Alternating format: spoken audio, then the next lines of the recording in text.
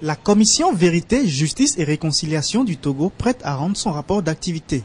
Le président de la République togolaise recevra le 3 avril prochain les conclusions et les recommandations des membres de la CVJR à la fin de leurs travaux.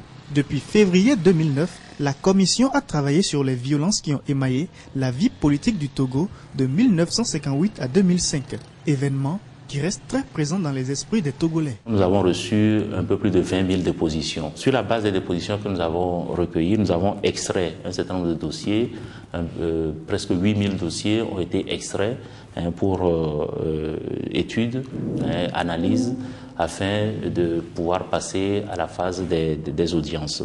Alors sur la base de ces 8 000 dossiers qui ont été sélectionnés, 508 dossiers finalement ont été retenus. Les arrestations et détentions arbitraires, les meurtres, les expropriations ou encore la destruction des biens de milliers de Togolais sont les principales violations examinées par la commission Vérité, Justice et Réconciliation. Les recommandations de la CVJR devraient permettre non pas d'oublier les violences commises, mais de trouver une solution définitive à ces actes. C'est difficile de parler d'oubli lorsque les événements sont encore assez récents. Et d'ailleurs, ce que nous recommandons, ce n'est pas forcément d'oublier, parce que l'oubli, il est plutôt involontaire.